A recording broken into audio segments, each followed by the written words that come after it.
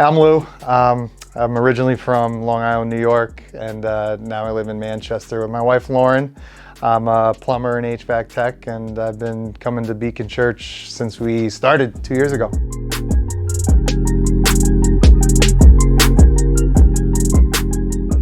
Growing up in Long Island, we went to a congregational church. Both my parents were Christian.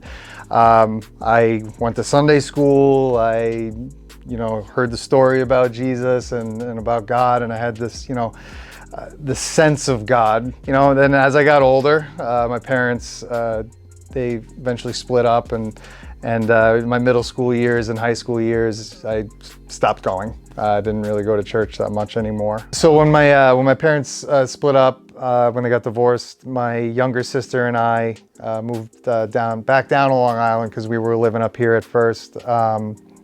And then my older sister stayed up here in New Hampshire. And then from there is when the church going stopped. My late teenage years, when I started drinking, it didn't really start to get out of control until my 20s. When I turned 21 is really when the alcoholism and drug addiction really took off, and I didn't even know it at the time. I had no clue. Something happened where a switch was flipped, where all I cared about was partying, chasing girls, popping pills, drinking. I was addicted to anabolic steroids. All I cared about was how big I looked, how much I wanted to have a good time. I was just beach clubs, just partying, and that's all I cared about. And I managed through that to go to college, get a degree, teach. I was a middle school teacher for a while, and no one really knew, but throughout that time I was secretly had an opioid addiction and was drinking hard on the weekends and using steroids. Like I said, it wasn't until about 30. My suppliers had no more pills for me. I was out of money. I was a wreck. I wanted to die, but was too scared to kill myself. I was just coasting.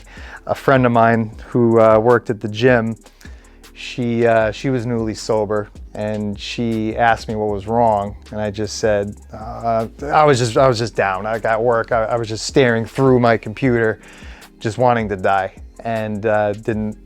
And anyways, she asked, she goes, what's wrong? You look pretty down today. And I said, my stomach hurts. I didn't sleep well. And she just flat out said, is it drugs? And I said, yep, it is. And she says she goes to these AA meetings in the morning, and I should go. And I didn't really want to go, but I was sure, whatever.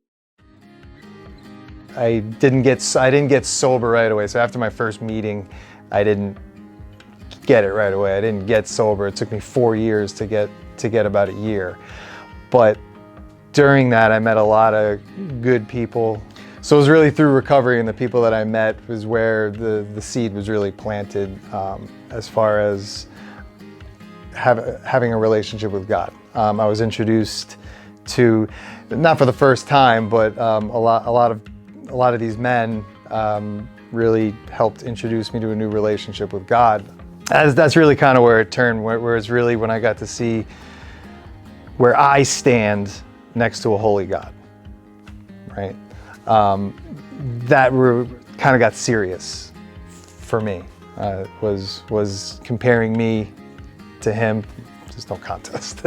And it really made me more appreciative of the grace and what Jesus did. And I think a lot of the times I'll wrestle with why.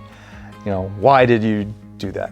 But I really am glad that God is for the lost. He was with me. I'm really grateful that he was with me through those dark times, and that he found me, or I found him, because without him I wouldn't be where I'm at right now.